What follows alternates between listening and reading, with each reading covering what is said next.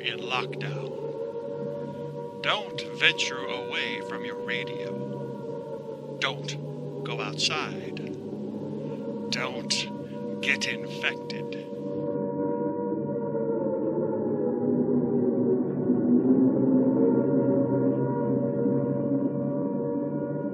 Welcome to quarantine.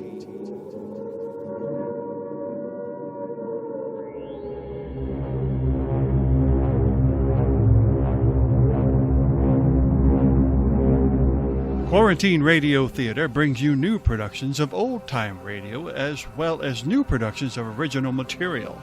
So, dim the lights, sit back, and close your eyes.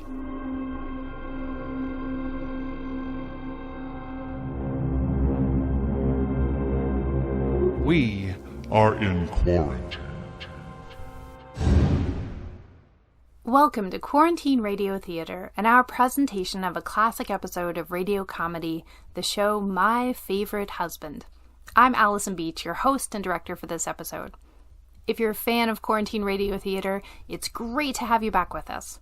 If you're new and maybe heard about us from a friend, stumbled on us by accident, or saw our postings on social media, welcome to our show. We hope you like what you hear today, spend some time listening to some other shows we've presented, and that you join us on Facebook or subscribe on YouTube and drop us a comment, share, or like so we know what you're thinking. As I mentioned today, we're putting on an episode of My Favorite Husband, which originally starred the one, the only Lucille Ball in a role very similar to the one she would go on to play on the classic show, I Love Lucy. In fact, today's storyline was also a storyline in the television show with some slight revisions. Before we start, I want to spend a second pointing out something new you'll hear from us today, a laugh track. When I selected the show, I thought it would be interesting to include a laugh track during the obvious jokes. We haven't done so for our other comedies, like Dr. Tweedy and Our Miss Brooks, so I thought it would be a fun change. Looking back into the history of the laugh track, it looks like it really started with Bing Crosby's radio show. In fact, according to an article by MeTV, Bob Burns, a comic on Bing Crosby's radio show, got big laughs from the audience, but his jokes were unusable on air. They ditched his jokes, but they kept the recorded laughter and used it at other times during less hilarious episodes to falsely boost the reaction. In television history, laugh tracks are hit or miss. Lucille Ball actually didn't like them. On MASH they were used, but not in any of the operating room scenes. Hogan's Heroes just wasn't as popular without a laugh track, so CBS used the tracks in a lot of their comedies. Love them or not, we're gonna give it a try for this episode, so be sure to let us know what you think about laugh tracks. Do you like an audience to laugh along with, or do you prefer to find the funny yourself? Drop us a comment and let us know. But back to our show. In this episode, titled Drafted, which aired January 27th, 1951, the hilarious couple Liz and George Cooper find themselves in yet another mix-up, this time involving a draft board, reading private mail, and misinterpreting some serious emotions. As we look in on the Coopers, it's morning, and we find Liz Cooper in the living room. Katie the maid has just brought in the mail. Here you are, Mrs. Cooper. Here's the morning mail. Oh, thanks, Katie. Oh, good. There's a big stack of it. Let's see now. One for George, and one for George, and one for George, and one for George. Oh, don't feel bad, Mrs. Cooper. I'll write you a letter. Wouldn't do any good. The postmaster doesn't like me. If I don't get some mail pretty soon, I'm going to take from another company. Oh, Mrs. Cooper. Anyway, George got enough for both of us. Look at this letter, Katie. It's from his college. Oh, I hope it isn't another meeting of the Pep and Rally Committee. He's still on that, you know. Isn't Mr. Cooper rather old for that sort of stuff? Old? Why, Katie, George is young, vibrant. That's what I love about him. He stays so healthy and strong and young. Yes, Mrs. Cooper. Oh, my goodness! What's the matter? This letter for George. Look, it's from the War Department. Why would they be writing to George? Do you suppose he's been drafted? Drafted? What do they want with an old man like him? I don't know. The flap's certainly stuck tight. Wait a minute. I think if I scrunch up the envelope, I can peek in through the little window in the front. Is that ethical? Certainly. They put the window there, didn't they? If they didn't want people to peek in, they would have put a shade on it. That makes sense. Now let me see. Well, the government is certainly late with their Christmas cards. Christmas cards? Well, it must be. I can only see the first word, but it says greetings. You better scrunch a few more words out, Mrs. Cooper. Okay. You are requested to report to local draft board number 8. Wednesday morning at 8 o'clock. Katie, George is being drafted. Oh dear, this is terrible. Well, that's the thanks you get for doing a good job. Good job? Yes, George won the last war for them. Now they want him to do it all over again.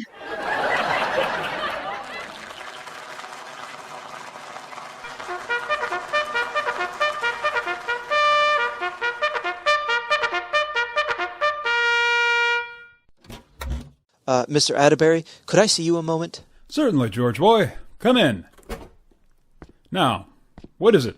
I wonder if I could have a day off next week. What? Well, it's pretty important, or I wouldn't ask. I have to go down to the draft board. George boy, congratulations. I'm proud of you. One of our boys going into the service, and I was just about to give you a raise, too. Well, don't you worry. We'll hold your job for you. Here, have a cigar. Thanks, Mr. Atterbury. But you don't understand. I'm just filling in on the draft board for a friend of mine, Dave Janis. Oh, you're not being drafted? No, I'm just serving on the board. Give me back my cigar. Well, it's sure nice to know you're giving me a raise. Raise? Yeah, I was afraid of that. But understand, boy, you can still have your job back. Oh, thanks. I'll only be gone for a day. Well, it's all right. You can work on the next holiday to make it up. Oh, I don't know yet what day I'm supposed to serve. I should have a letter at home telling me when. Well, boy, actually you're doing a great service. It's important to serve on the draft board. I did it during the last war, you know, and incidentally, let me give you a word of advice. Yes, sir? Don't tell Liz what you're doing. Why not? Well, I made the mistake of telling Iris when I was on the board. All the women in her bridge club were on my neck. Women? Yes. They gave me the choice of stationing their sons near home or making them 4-star generals. Say, I never thought of that. Well, I won't mention a word to Liz. Good, good. Oh, and boy, I'm sorry I was a little brusque a moment ago. About what I promised you, you can have it. The raise? No, the cigar.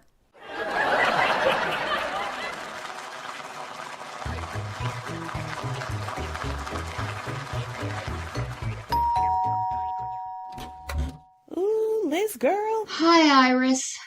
Come in. Well, what's the big news you were going to tell me? Iris, George has been... Huh? George has been... Try it once more. George has been drafted! Drafted? George who? My George! Oh, now, Liz, calm down. When did you find it out? The letter just came this morning. Well, what does George think about it? He doesn't know yet. I scrunched up the envelope and looked in through the little window in the front. Oh. Well, Liz, I don't understand. Why should they take George? I don't know, but they'll probably take him right away and I won't see him for years and years and I'll be home waiting and waiting all alone.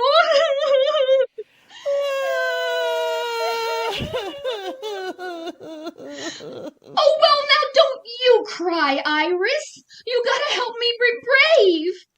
I was just thinking about Rudolph. But they won't take him. I know.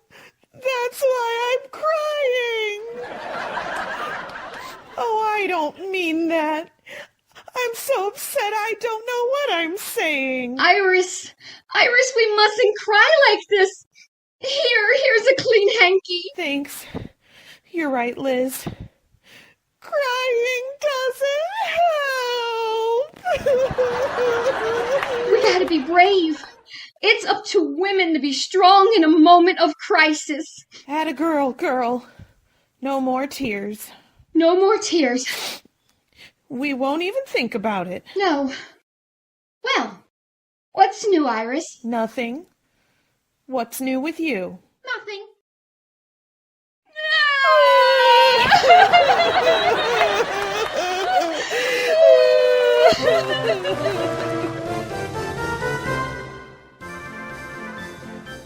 Katie, here comes our little soldier up the walk. Are you ready to show him how much we appreciate him? All ready. Hi, everybody. Hi, George, you big, adorable husband, you. Hi, Mr. Cooper, you big, wonderful boss, you. Give me a kiss. Me too. What? I mean, give me your hat. Well, what brought this on? Nothing. We're just glad to see you, that's all. Come on in the living room. Ah. Well, wait, I have to... Your easy chair is just waiting for you. Well, but I haven't... Now, sit down and get cozy, George. Here's your pipe. And here's your slippers. Well, thanks, but you see, I had... And here's the evening paper. And here's your smoking jacket. Now, first the left arm. Oh, but Liz... Now the right arm. But Katie... There. Now, do you need anything else to make you comfortable, darling? Yes! I'd like to get up and take off my overcoat. Oh, sorry. What's going on around here anyway? Why, nothing, George. Katie and I just want to make you happy. That's all. Okay, but something tells me this is going to cost me money. Was there any mail? Yes, dear. It's right there on the table. I'll go put dinner on. Bill. Let's see here. You are requested a report to local draft board numbers. Aha! Well, George? Well, what? Finish reading your mail? Yes. Well? Well, what? Was it interesting? Fairly. Well? Well, what? Honey, is there something on your mind? No! No, I'll go help Katie with dinner. How's he taking it, Mrs. Cooper? Katie, you know what he's doing? He's keeping it from me. He's sparing me until the last possible moment. Wouldn't you know Mr. Cooper would act like that? Bless his brave little heart. If he can keep a stiff upper lip, so can I. Come on, George. Dinner's ready. Good, I'm starved. Smells wonderful. What are we having? Turkey and dressing and candied sweet potatoes. Gosh, that's my favorite meal. Yes, dear. You know, Liz, the way you run this house, it's a pleasure to come home every night. Every night? Yes, sir. What's for dessert? Jello! Hey, Liz, come back here. What's the matter?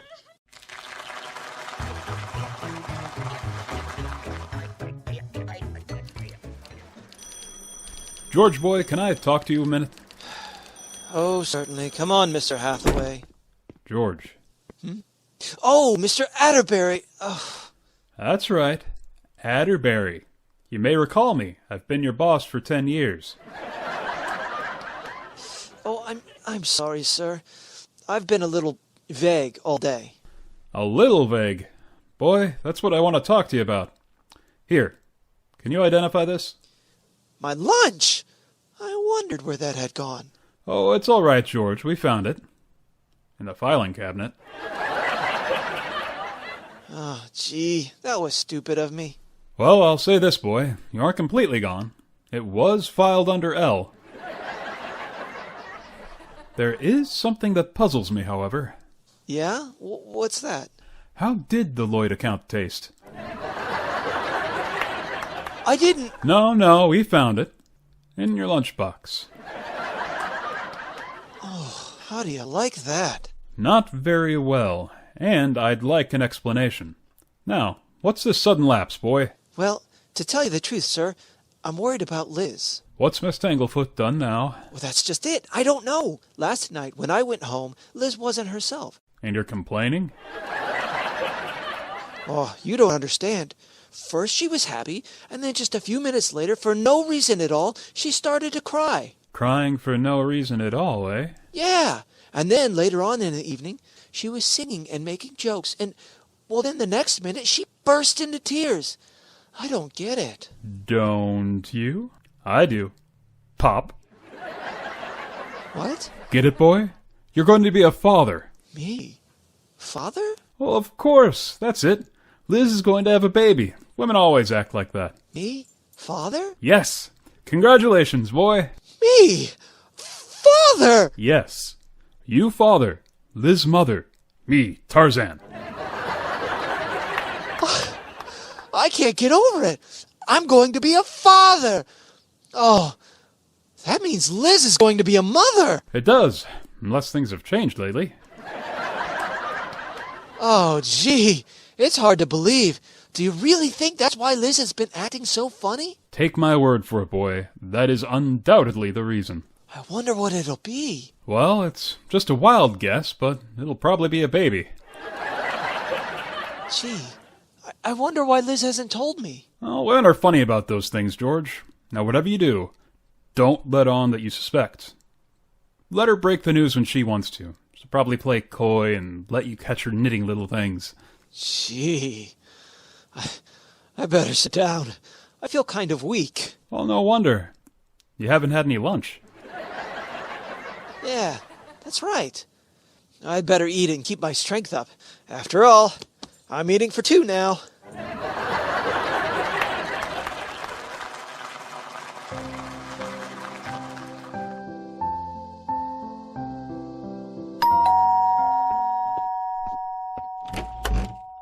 Mrs. Cooper, Mrs. Atterbury's here. Oh, hi, Iris. Come on in. Well, girl, has George told you he's going into the army yet? Not a word. Sometimes I think he doesn't plan to tell me at all. Doesn't he think you'll get suspicious after he's gone 2 or 3 months? Well, it's just that he hates to hurt me. Wonderful George. Yeah. What are you doing? Knitting? Yes, I thought he should have some nice warm socks to wear in the army. Do you think these will fit, George? Hold them up. Aren't his feet the same size?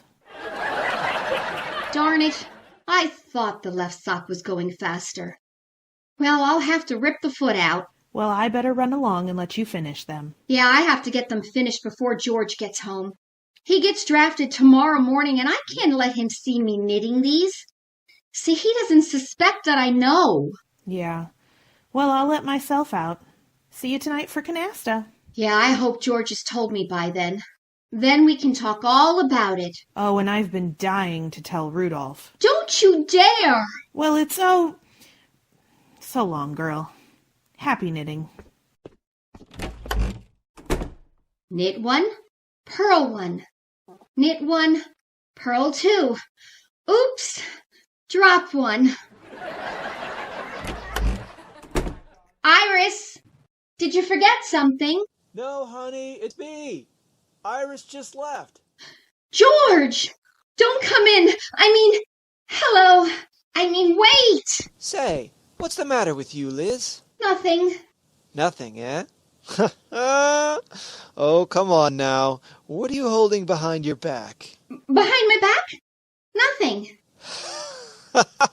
Looks like knitting needles to me. Oh, boy. It does? Yeah. Let me see. No. I am knitting something, George, but it's kind of a surprise. All right, honey. Don't you show it to me until you get good and ready. I'll get it. No, I'll get it. Oh, but you have to save your strength. No, you have to save your strength. Well, somebody should get it. I will. You just sit right there, Mother. Well, you don't have to get nasty about it. I'll be right back. Hello? Well, boy. You were right. Did she tell you? Well, not yet, but when I came home, she was knitting. Oh, tiny garments. Yes, she wouldn't let me see them, but I know that's what they were. Do you suppose she'll tell us tonight when we come over to play canasta? Oh, probably. But you know how women are. They like to break the news themselves, so don't tell Iris. Oh, don't worry.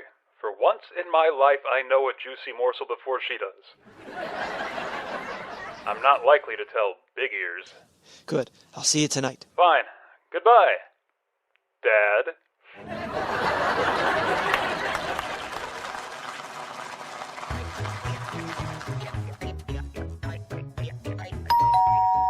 I'll get it, honey.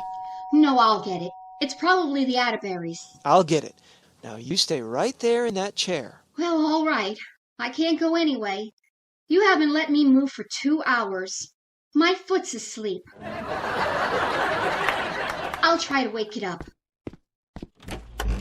George boy, Liz girl. Liz girl, George boy. Come on in. Well, how's everything? Liz! What? You shouldn't be jumping up and down like that. I should say not. Stop it. Why? Well, Because... Well, what would you do if you were in my condition? Don't try to answer that, George. There. That's better. It's awake now. What is? My foot. It went to sleep. Oh, foot asleep. Yes, yes, of course. Liz, has he said anything yet? Not a word. What are you two whispering about? Oh, nothing. George boy, has she told you yet? No, not yet. What are you two whispering about? Yeah. Oh, nothing. Look, group, fellow whisperers, I have a feeling there's someone in this room who has something to tell the rest of us. Now, why not come out with it? Good idea. Fine. Yeah, come on.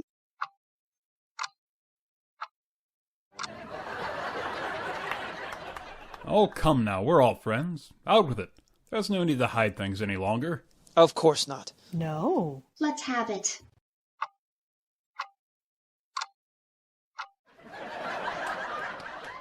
Look, I'll start the ball rolling. Liz, do you know when it's gonna be? Well, I don't know why you asked me, but yes, I know. When's it going to be? Tomorrow morning. Tomorrow morning? Oh, Liz, sit down. You have to rest, dear. Liz, why don't you give him the socks now? All right. George, I have a little surprise for you. Here, I knitted them myself. How do you like them? Oh, fine, dear. Swell. What are they? Oh, George, anyone can see what they are. Sure. They're two little pullover sweaters with hoods. Two? Why two, Liz? Well, George, after all, that's the normal number. It is? Yes, I thought you'd look pretty silly walking around with one. George, I only want to say one thing. I'm proud of you. So am I. Oh, tomorrow's going to be the happiest day of my life. What? Are you glad? Well, certainly I'm glad, aren't you? Oh, I should say not. I'm mad. You know who's to blame for the whole thing, don't you? What? Well, who? Those darn Chinese communists. Oh, Gad! What are you talking about, Liz? I'm talking about you being drafted. What do you think I'm talking about? Drafted? Well, aren't you having a baby? A baby? Of course not. Well, I'm not being drafted either. Dave Janis is away, and I'm just taking his place on the draft board. Well, that's a fine thing, deceiving me like that. Deceiving you? I didn't... How'd you know about it anyway? I peeked in the letter from the draft board. Well, that's what you get for being Snoopy. Snoopy? George Cooper, as far as I'm concerned, you can go into the army. What? And it wouldn't surprise me if you did either. It'd be just like you to run away and join the army and leave me with our only child.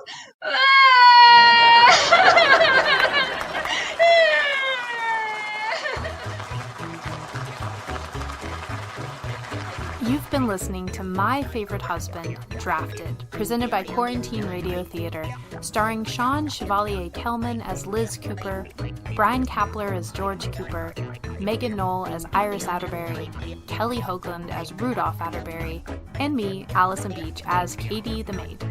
Drop us a line or a comment and let us know how you like today's show, and be sure to check out our other shows from Season 1 and Season 2. Until next time, stay safe and be kind to one another.